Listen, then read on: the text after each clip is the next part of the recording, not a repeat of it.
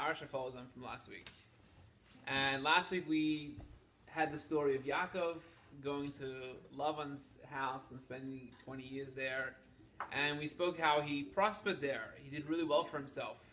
Both materially, he became very wealthy, made a lot of money. He had built a family, 4 wives and 12 kids. It's an impressive feat. And we spoke how he achieved all that despite being in the most compromising of situations. Living with a crook, Lavan, not having his own space, being in a terrible place of Haran, morally corrupt. And that was last week's theme, that being able to not only survive adversity and challenge, but thrive through it. This week, the parsha follows on from that, and he's finished with Lavan. He tells Lavan, I've had enough over here. I want to begin life of my own. So if we zoom out a little bit, he ran away from home because he was afraid of his brother Esav. He left Israel, went to this small town of Haran, and now he wants to go back home, back to Israel, back where he belongs, where his heart is. His family's there. It's the land he's been promised, and his father's been promised, his grandfather. He knows where his heart and soul is. He belongs there. But the reason he left there, because his brother Esav wanted to kill him and had a track record of following through on murders, still existed. Or did it? He wasn't sure. He hadn't been in contact for 20 years with his family. Right? Imagine, there was no cell phones, no Facebook. He had no idea what was going on miles down the road in Israel. His parents, he had no contact with his parents. Cut off for 20 years. In fact, the commentaries say he was punished later with Joseph, his son, not having contact with him for 20 years because he didn't contact his parents 20 years. It's a lack of respect for his parents, the honor. He was later punished for that, and he had to go through the same ordeal. So he had no idea what was going on back at home. And he wasn't sure if Esav still out to get him and waiting for the opportunity to bite or not. So the first thing he does, he dispatches some messengers. He sends out a team, go see what Esav's up to. And they come back with not great news. It's not only Esav still hates you, he's coming to get you. He's coming towards you with 400 men. He has an army. And he's coming to attack. Now Yaakov, of course, gets very frightened. He's not prepared for war. Doesn't have any real weapons, doesn't have an army. He's a soft-spoken farmer, right? Esav is a worn warrior, a hardened person. He has 400 of his gangsters coming with him. Yaakov stands no chance. And Yaakov, he's a family man. He has a big family coming with him. He can't even run. Like, where are you running with all his kids? How far are you going to run? So he's really in a bad situation. And he gets very nervous, very frightened. He prepares for his encounter with Esav with a sort of a 3-pronged attack. He has 3 ways he prepares, we find in this week's portion. Number 1 is he divides his family into different groups, different camps. And it's a tactic of war. He figures if Esav attacks, whichever group he attacks, the other groups will have more time to run. So if we break up into different groups, we'll have more chance of survival. The next thing he does, he prays to God. He says God had promised him to protect him. We read it last week in the dream he had. God said, I'm with you all the way, I'm going to protect you. He prays to God, he says, God, even if I'm not worthy of fulfillment of your promise, please save me from Esav. And the third thing he does is he sends lavish gifts to Esav to try suck up to him, appease him. He says, here, my brother, you're worried about the blessings that our father gave me of success. Take my success. Take my money. Take my cattle. Have it. Just leave me alone. And even the language he uses is my master Esav.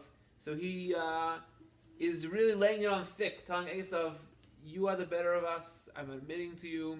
It's yours. Take it. Just spare me my life. And it works.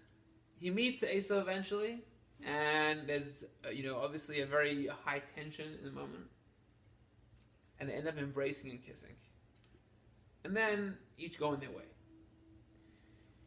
Interestingly, this kiss is a very controversial kiss. The reason I say that is because in the Torah, the text of the Torah has no vowels and no signs in it, just the letters. There are a few places in Torah where there's additional signs, and this is one of them. There are a few little dots on top of this word, kiss, vayishak, in the Torah. And whenever you have some strange marks in the traditional text of the Torah, it means something about this word. So some commentaries say it means the kiss was insincere. Esav still wanted to kill him, but for whatever reason he didn't, and he kissed him as a token, but it was not a sincere kiss. Other commentaries say the opposite, that the reason this is a peculiar kiss is because despite Esav's history of hatred, he was overwhelmed by Yaakov in that moment and just had this immense love for his brother. So there's something strange about the kiss, we don't know what it is. So it's vague of what actually went down to Yaakov and Esav. But what I want to focus on tonight is something that happened right before this. The night before, at nighttime, before he encounters Esav, there's this really strange encounter Yaakov has that I think is something which is very relevant to us and to all of history.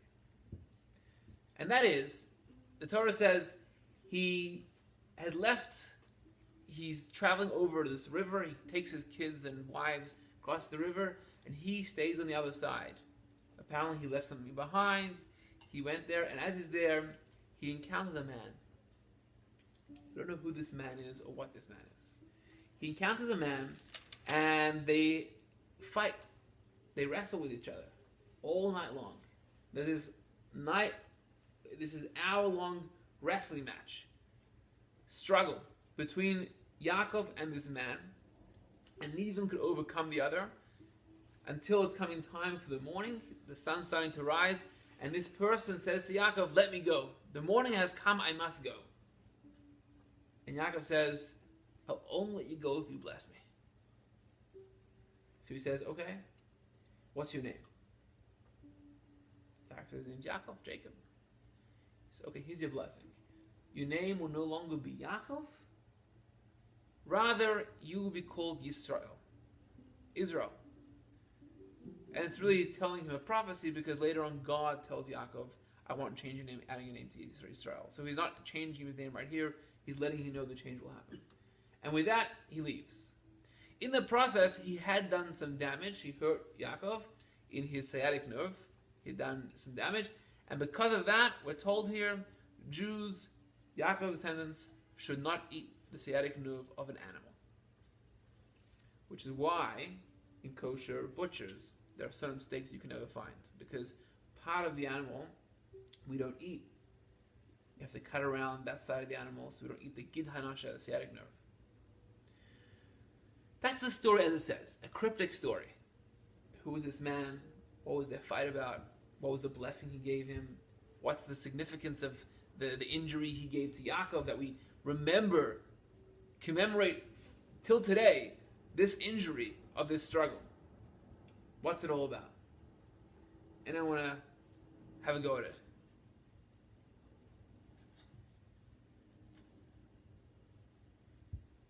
Okay, I put you on the spot. So there's three overall approaches in the commentaries about what this whole story is about and how it fits into the whole larger context of Yaakov and Esav. One approach is that God was a random guy. We don't know who the person is, but God made this happen to give Yaakov confidence. So it's a very practical idea that God knew Yaakov was very worried. He was very nervous for the exchange with his strong brother Esav. And so God ordained that this guy would pick a fight with Yaakov. Yaakov would do pretty well in the struggle. Came out on top to the guy to ask him permission. Need to go, let me go. Which would boost Yaakov's confidence ahead of meeting Esav. Hey, I can do this. I have this fight instinct in me. You know, I'm a tough guy. So that's one idea.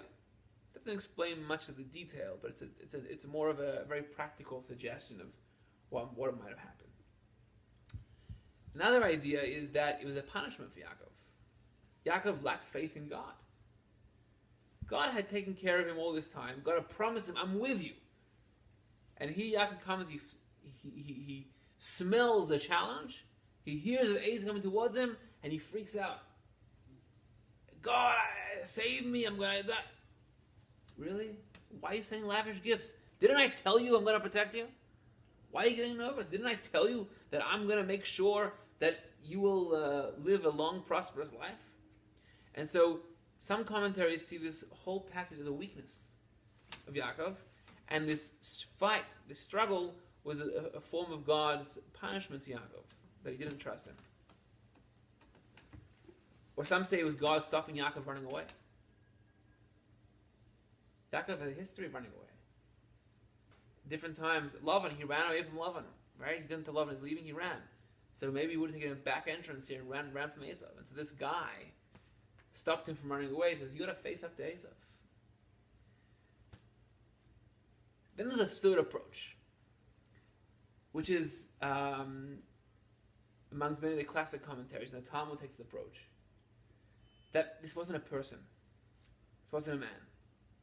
And there are a few clues to this in the text. Blessing. Why would Yaakov ask a random guy for a blessing, and what right does he have for a blessing? So it's actually an angel. Yaakov struggled with an angel for the whole night. And it wasn't just a regular angel. There's a concept in Jewish mysticism that every thing that exists has an angel which gives it life. So what is an angel? An angel is some sort of spiritual force, right? So we see an object, I see a chair, I see a person. I'm seeing a physical object, but there's some sort of spiritual source to that, which is it's real life force. And so when I interact with anything in this world, I'm interacting with the body. But the soul is sort of angel that exists. And this is especially true of people, and even in a larger picture of nations. So the Talmud and the Midrash says that every nation has an angel, a ministering angel. Now this isn't some sort of, sci-fi idea. It's that the nation has some sort of character, and the spiritual source of the character of the nation is embodied in an angel. And so Yaakov struggling with his angel, this was the angel of Esav, which means it was the spiritual representation of who Esav was. And that was the struggle Yaakov had that night. Now, when you think of an angel, what do you picture?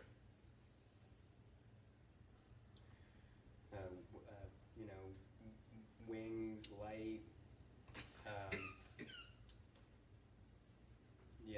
It's an essence. Okay.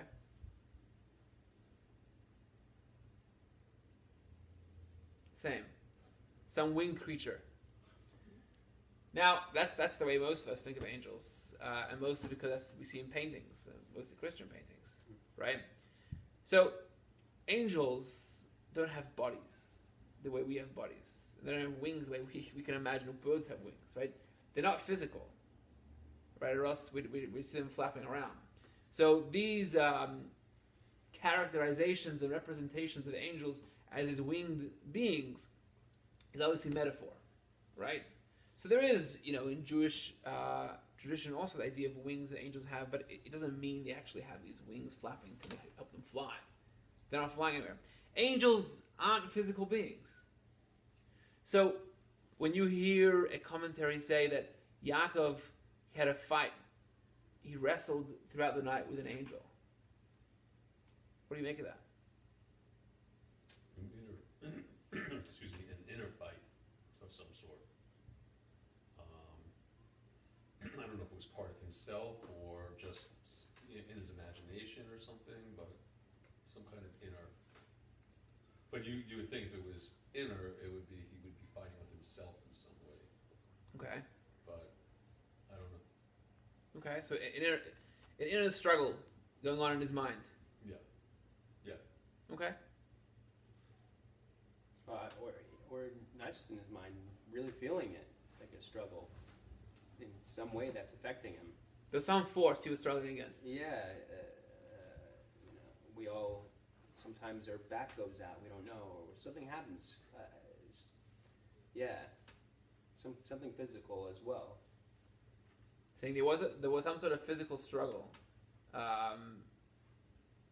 that was representative of the struggle he was going through with an angel. A mind-body, some kind of mind-body connection. Okay. So it's totally unclear, right? It is unclear. So there are instances we find where angels sort of came in the form of a body. Abraham's guests were three men when he were told that he had a child. Those were angels which were sort of enclosed in a body. So it could have been an actual physical person, which wasn't a real person, an angel, and it may not have been. But what's more important to understand is what was this struggle about? What was going on that night?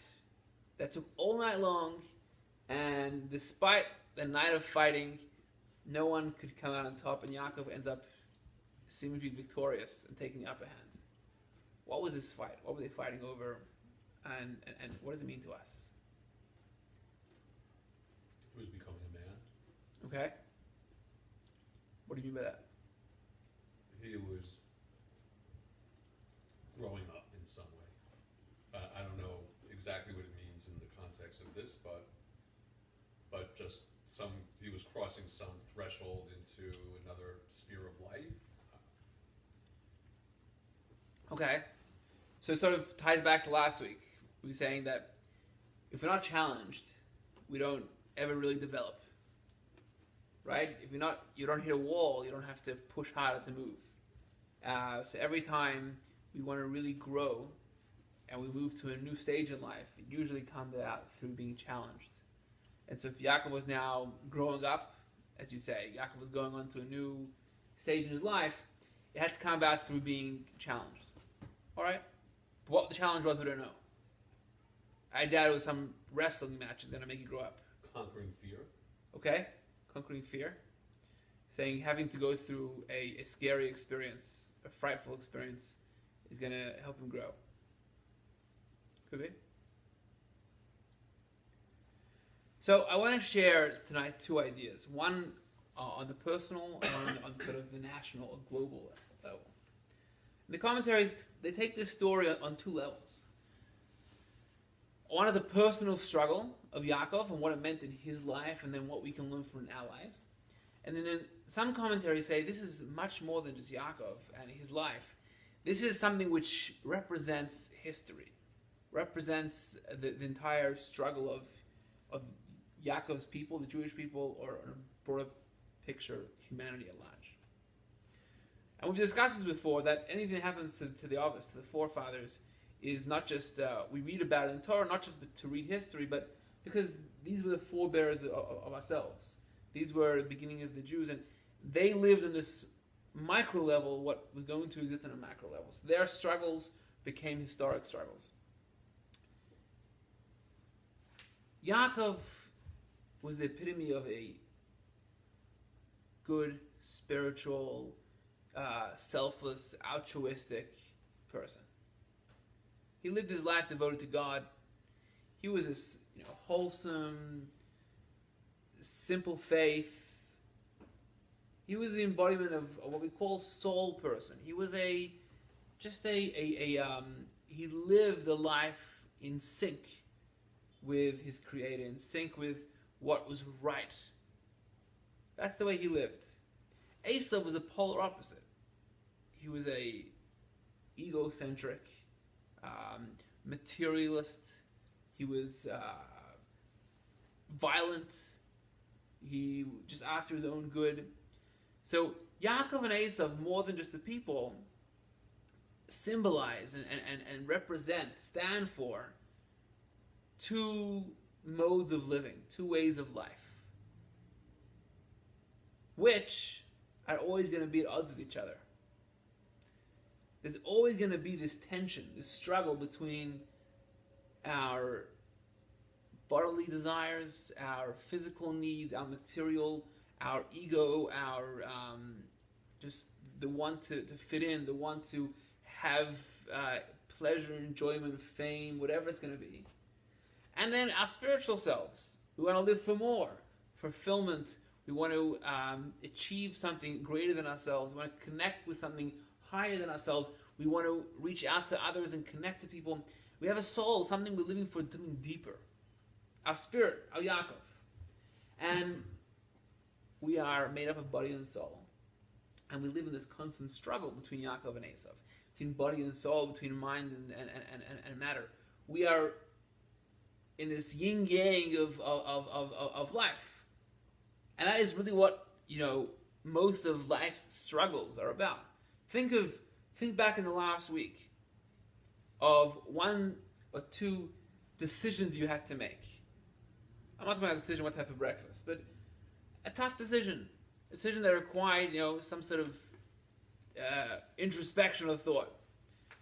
And think to what did it really hang up on? What was the decision really about? Often you'll find decisions about, I'm going to do what is easiest for me, what's going to be, fulfill my ego or some sort of drive of mine, or should I choose instead something which is going to make me a better person, something which I'm going to help others out? So most of our struggles and challenges are this tension between Yaakov and Esav, body and soul. Most of the world struggles are this tension.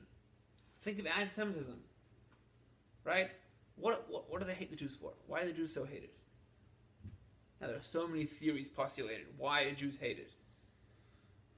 But I think at least part of it is that the Jews stand for something which naturally a person who is a body, a materialist, can't stand, even if it's subconscious. Someone who represents God and Jewish survival, even if a person isn't religious, the fact that Jews are here today is miraculous. So us being here already is expressing something of spirit in the world. And material people who are after their own agendas, their own egos, can't stand that. We're a thorn in their side, right? So all of life's struggles, I'm obviously simplifying things, but life is lived in this struggle, in this tension. And that is what happened that night. It was Well, you could even say, like, from a Freudian perspective, it's like the battle between the id and the ego, let's say. That they're constantly at war. The id to express the primitive impulses of the ego, the socialized part of the being, and they're constantly at war. So in this case, it's spiritual and physical. right. It's a little different, meaning I'm not a Freudian scholar, but I think the id and the ego would both be sort of part of the material, whereas here is right. But yeah, the same idea. Right. There's this. Our life is lived between these poles, right? That's how we chart the course of life between these two directions. That's how we live. That's the struggles we live through. So Yaakov and Esav, that was what they represented, and that's why they were just hating each other. The Talmud says that why did Esav hate Yaakov so much? The blessings, way before the blessings. It says, just because. There was this inherent tension between Yaakov and Esav. Didn't need a reason. Because they just were, what they represented was two opposite directions in life that can never go together. If I'm my ego, right, then you being something different, telling me to live for something greater, is just denying my existence. And if I'm the spirit person, then you being ego is denying my existence. So we're going to be at odds with each other forever. So the struggle that Yaakov had that night, not the physical Esav, his brother, but with what Esav stood for, the angel of Esav, what Esav stood for. So whether it was literally an embodiment of that in human form and they were struggling, or whether it was within his own psyche or some sort of physical meaning of it, it represented the struggle of body and soul. And going all night long means there's really no solution to it. Right? There's never going to be an easement of this. So the Kabbalists say that this is the meaning that when morning came, Esav's the angel told Yaakov, I have to go now. Because morning represents a redeemed world. The sun is shining, it's light. In a redeemed world, Esav fades away. Because even the material, we see in it the good, right? There's no ego. There's no room for anger and aggression and jealousy. So the angel to Yaakov, there's no room for me here. The morning is coming, let me go. So what this approach says, that this all night long is an expression of, throughout history, this is going to keep repeating itself. But although we are, live in a very materialist society, and usually that part of the world, that side of ourselves, has the upper hand. Think about it. We will never be defeated. Yaakov, throughout the night, throughout history, will never be defeated, because there's a truth to it, and truth can never be defeated. Right? You can never, no matter how much you can lie, no matter how much you can push away truth, the truth will always be. It is.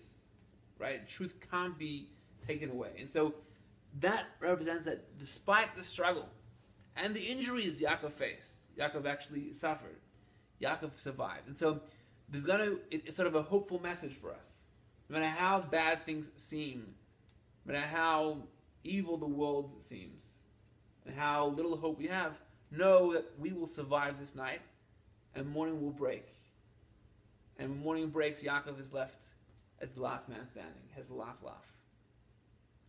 So that's this approach on a sort of a global level of what this struggle represents. But then on a personal level, I think it goes even further.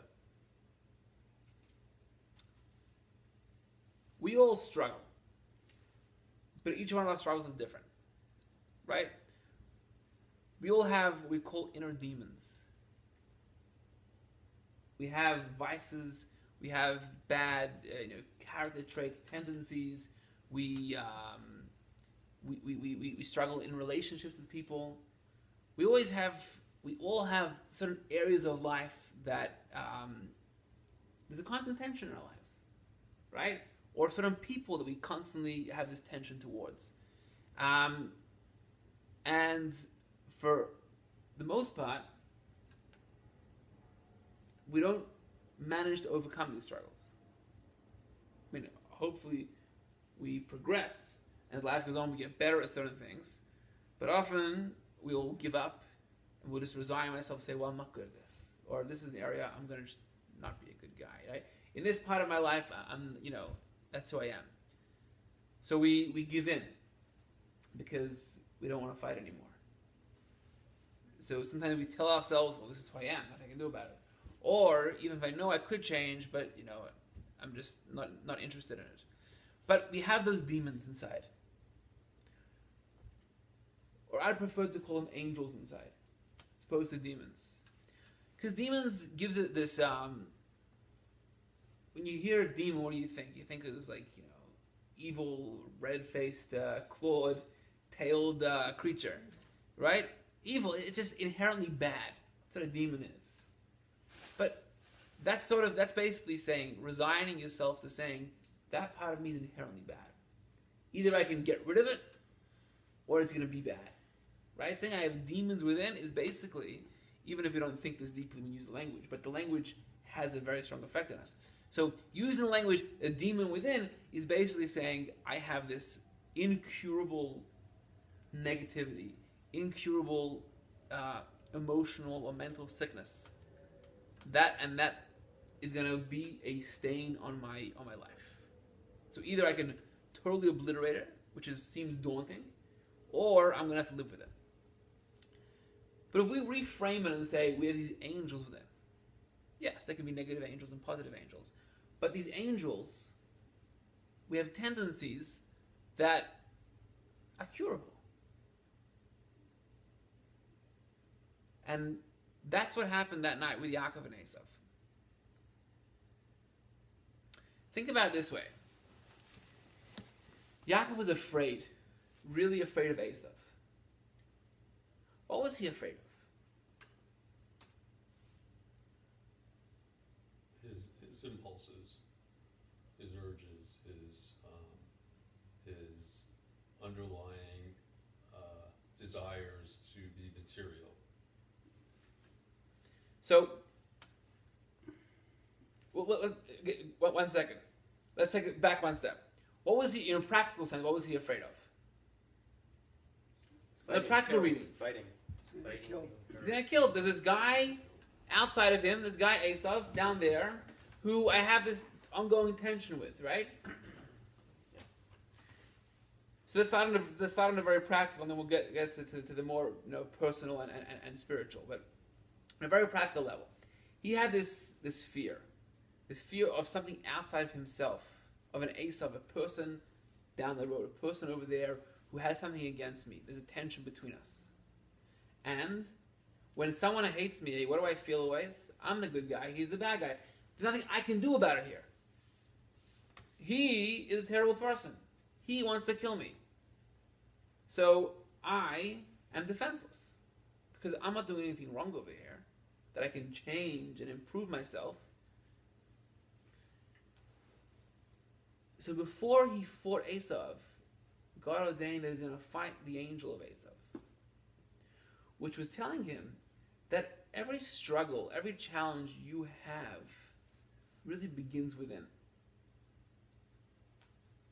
If you're struggling in a certain area of life, or with a certain person, with a certain part of your job, with relationships, whatever it's going to be, that struggle, you think you're struggling with something outside yourself. You think you're struggling with another person. You're struggling with a behavior. What really is going on is there's an angel inside yourself that you're struggling with. And if you want to overcome the external struggle, it has to start with first overcome the internal struggle. So if you have a tension in a relationship, Yaakov here, his sibling, his brother, there was real tension. The stakes were very high, right? They really wanted to kill each other. Well, Esav wanted to kill him. So there was brotherly rivalry. So what message God was sending him is, Yaakov, the reason Esav has power over you, the reason there's an external force which can have power over you and really bring fear, paralyze you, right, is because inside of you, you have that little Esav. Because you struggle with this inside yourself. And that allows the outside force to actually have impact on you. That allows that challenge to become difficult to you. But if you overcome the internal struggle, if you improve yourself, if you work on that area in life within yourself, then the external struggle will also be improved. So often, let's say you have a fight with someone and you're convinced it's because of something they did and they're doing it, right? And it could be true, right? Not everyone in life's perfect. People around us are not blameless and faultless. But if you really dig deep in yourself, you say, well, there's something I can do better, right? I can be a better communicator, or I can work on something, and that will turn the whole situation around. And even something which was beyond your control, because it was in someone else's hands, they were at fault, or they're doing something wrong, or they want to hurt you, can be changed because you've mastered yourself, which masters the situation.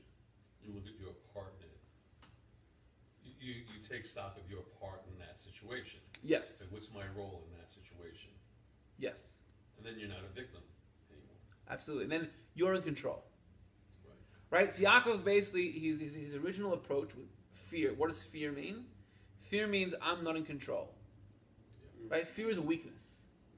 Fear is basically saying, I'm paralyzed because nothing I can do about this.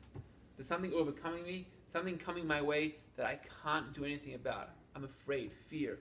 There's nothing positive to fear. You know, the Baal Shem Tov was the founder of the Hasidic movement. He was orphaned at a young age. He was what? Orphaned. before his father died. He was, I think, 2 or 3 years old, maybe a little older. His father's parting words to him was, "Don't be afraid of anything besides God. Fear no one or nothing besides God." And that became his driving sort of motto. It wasn't just an aphorism or a little, statement. Fear means you're allowing others or a situation to control you. Right? You're basically saying, "I am powerless." Because you're never powerless. Because your life exists within you. And when you gain control of the situation, you're always in power.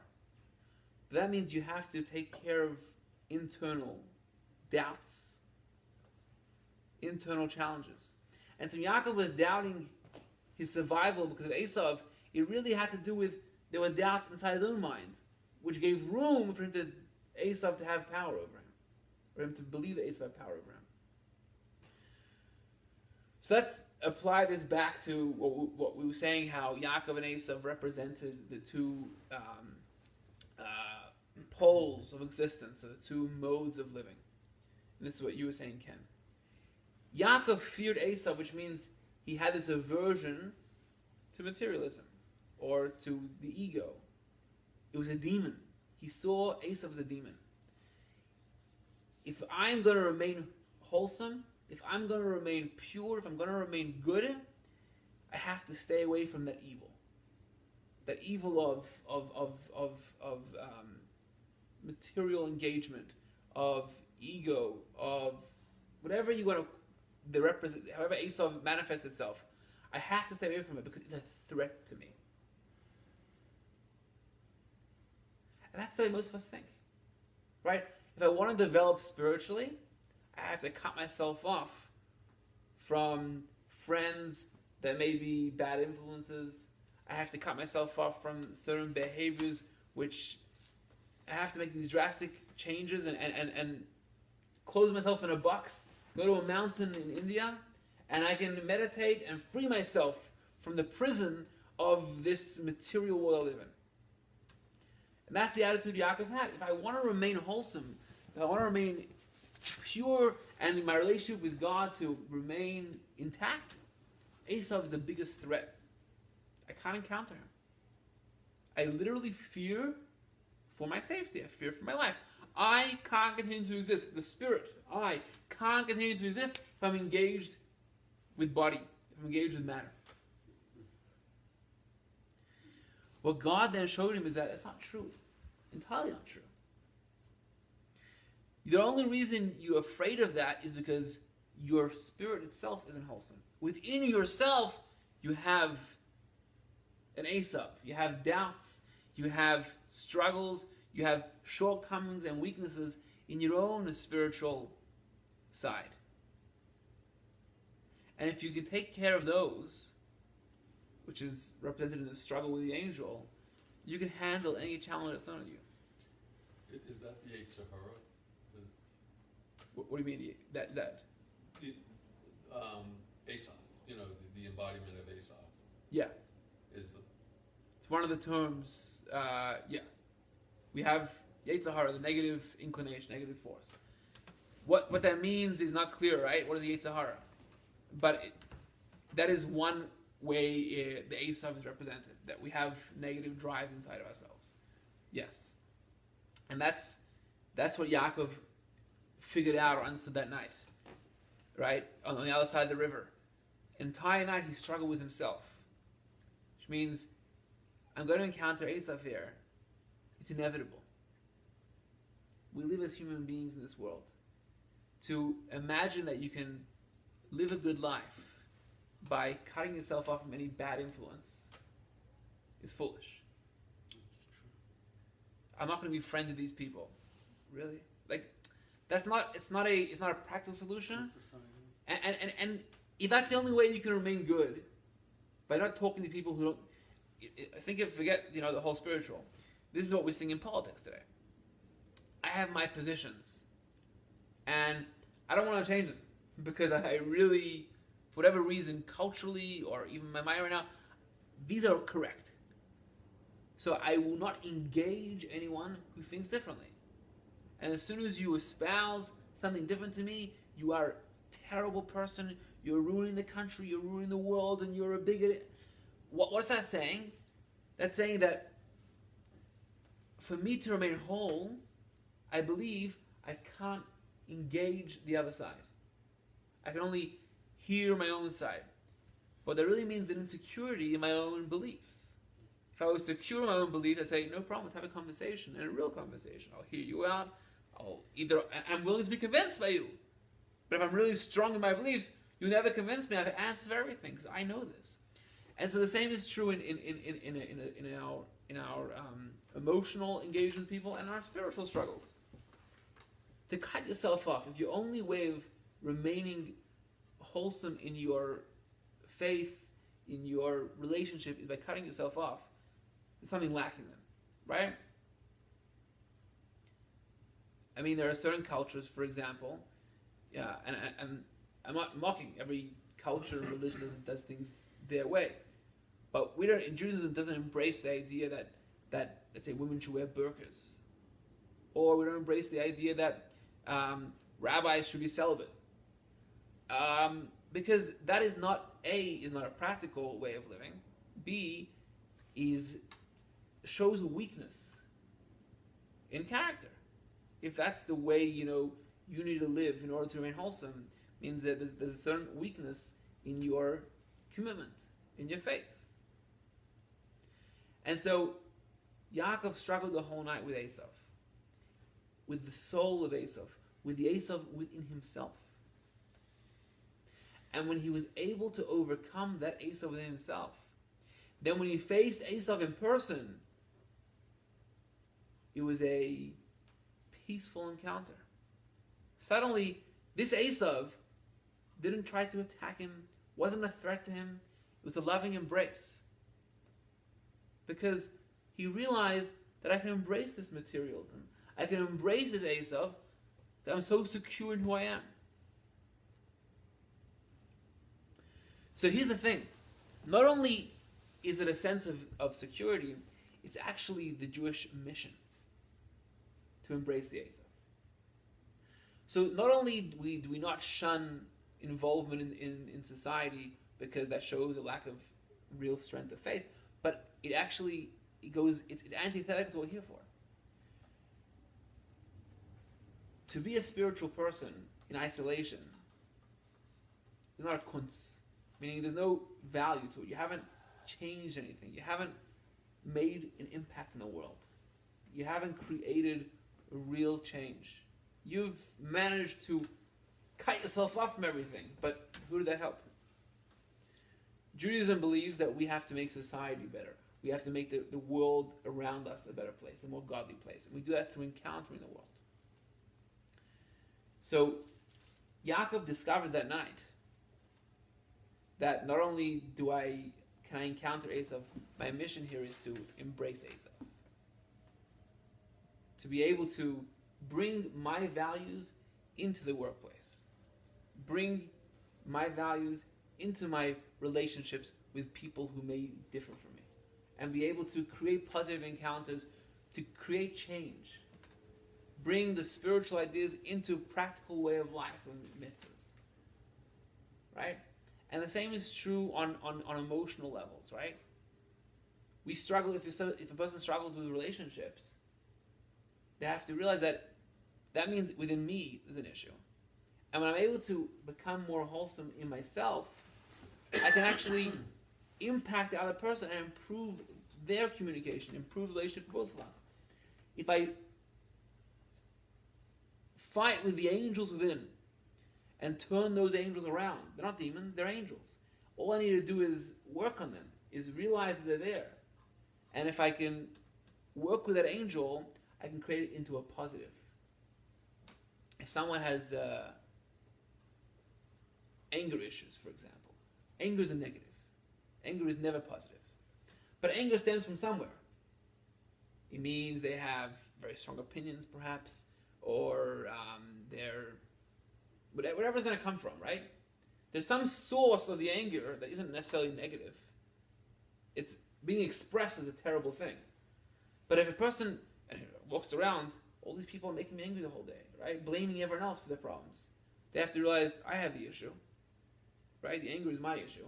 But if I can address that and see where it's coming from, I may be able to turn that around and say, well, I have now something, make that into a positive. If I'm very strong in my values, go with that. That can be something, a real drive for good in the world, right? Or good in my life. So there's no demons within us. There's angels within us that can be angels of Esav, and we can work on them and change them into positive things. And when we do that, our interactions outside of ourselves change. We fix it inside ourselves. And here is the secret at the end of this encounter. So I don't have a watch, I don't have time. 9:24. Alright, perfect. Here's the. Stop me if I'm going too fast or you have questions. But the end of the encounter, Yaakov tells the angel, "Bless me." What does he want this blessing? Yeah. Oh, no, I'm good. What's his blessing he wants from the angel? And the angel says, "What's your name?" Oh, it's like a trick. You know these magicians, they ask you, "What's your birthday?" They pull out a magic card. Like, "What's your name?" Yaakov? Okay, here I have a blessing for you. Your name's going to be Israel. What's the message here? How did Yaakov get his name? There's two places that Yaakov's name's given a reason. Right when he's born, he says he held onto the heel of Esav as they were coming out, so he almost tried pulling himself out first. The twins. So figuratively, he tried being first in front of Esav. The second time is when Esav, we steal the blessings of Esav. Esav says, now he has tricked me twice. The word trick, Yaakveni. So Yaakov means trickery. He's tricked me. So his name, he got his name, basically represented an undeserved blessings. He tried being first in front of Esav. He stole the blessings from Esav, which means an insecurity with where he was in life. He was on top of Esav, in this tension, in this struggle.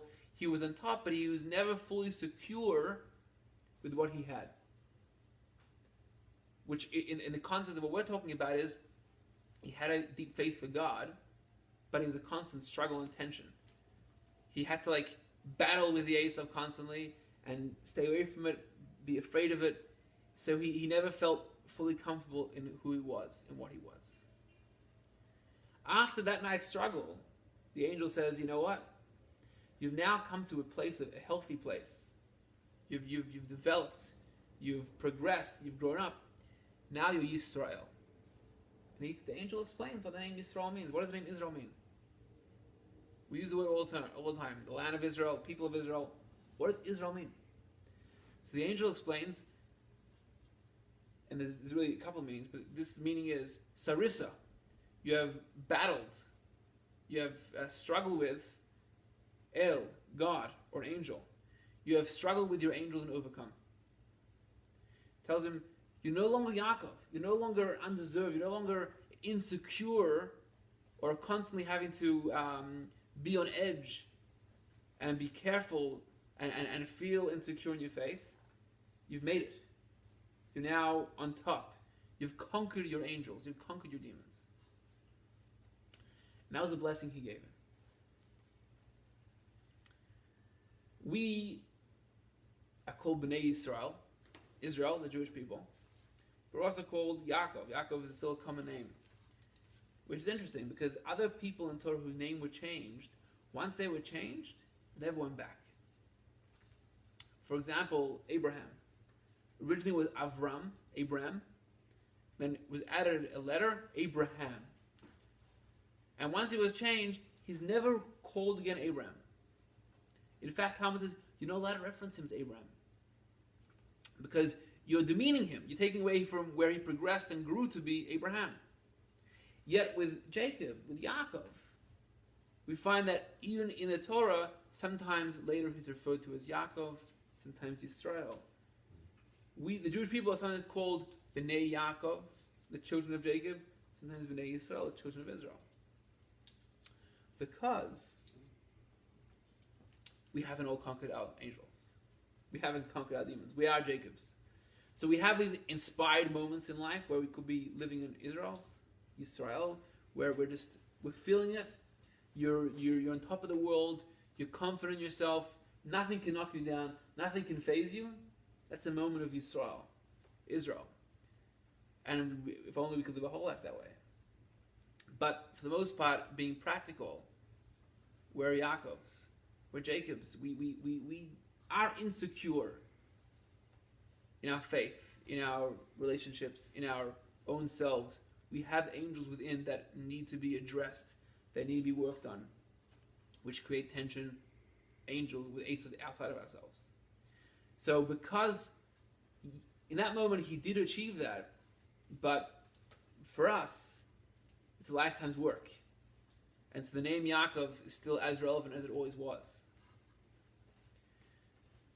So just to sum up,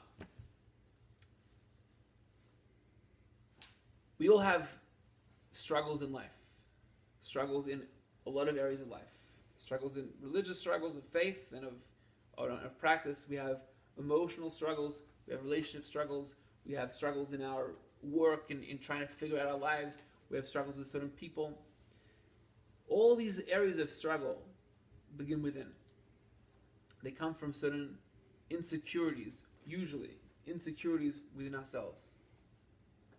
And so instead of blaming others or trying to fix situations and put band-aids, what we really need to do is battle the angels within. We have to look at, if I'm struggling in a certain area, struggling in a certain relationship, I have to ask myself, not blame that person, what they're doing wrong, or what I can say differently. Ask myself, where is it coming from in myself? What's the angel? What's the negativity inside of me? Where am I insecure in myself that someone else is being a threat to me? That I'm feeling threatened, that I'm feeling hurt? What's the insecurity inside myself? And we can work on that. We're able to, and it's not easy. You fall all night, right? It could be a lifetime's work. But that's where you have to address your energies. And when you can wrestle with that angel, then the other person suddenly realize they're not a threat to you.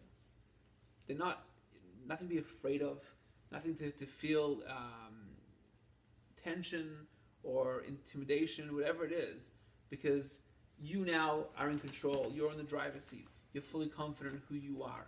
I know myself. I am myself. I'm my best version of myself, and therefore, come at me, right? Hit me. I'm not falling down. I am who I am.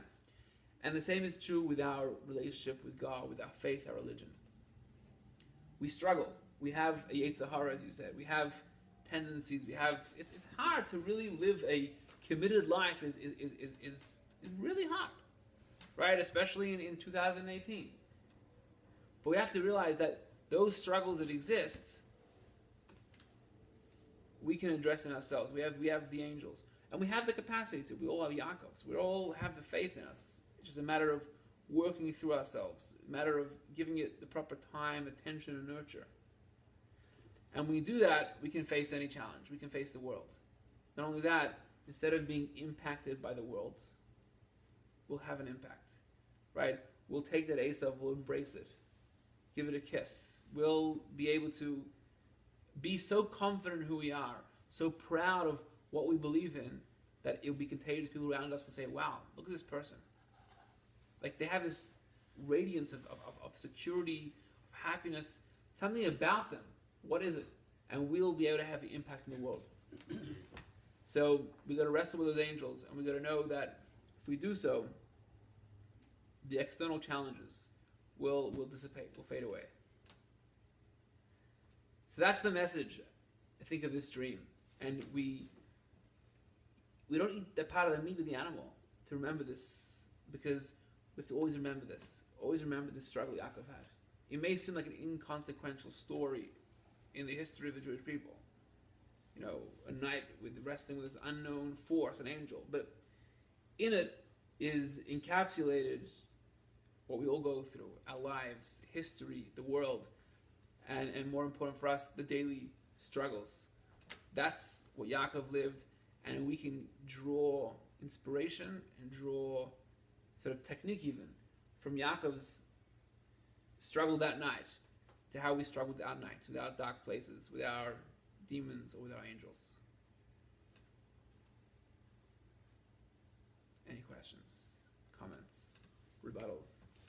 That was beautiful. Very nice message. Agreed. Very nice message. Agreed. Yep.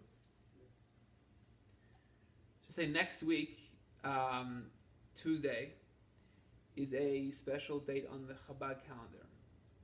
The 19th of Kislev is when the founder of Chabad was put in prison for his activities, and he was released on this day. So it seemed to be sort of the new year of Hasidic teachings. So we're going to have a special thing on Tuesday night for that here. It's going to be a little earlier, 7:30. Same place here, 7:30. We'll have a Fabrengens, there'll be a light dinner, and we'll have we'll discuss sort of a lot of his teachings, which are the underpinnings of Hasidic philosophy, spiritual philosophy, and the Chabad ideology.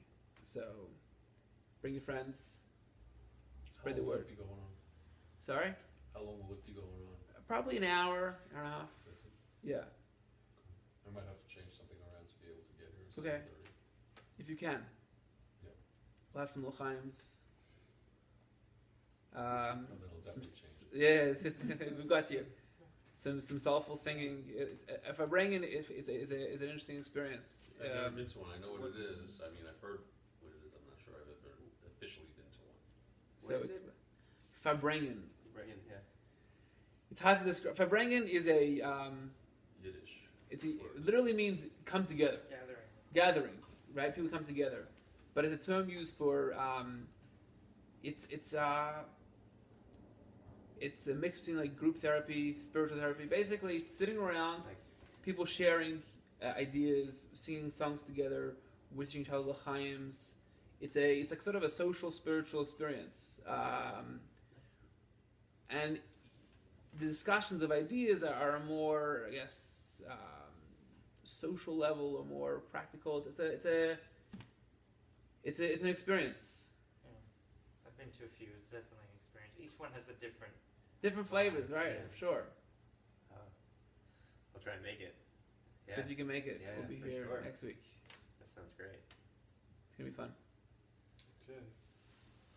Thank you.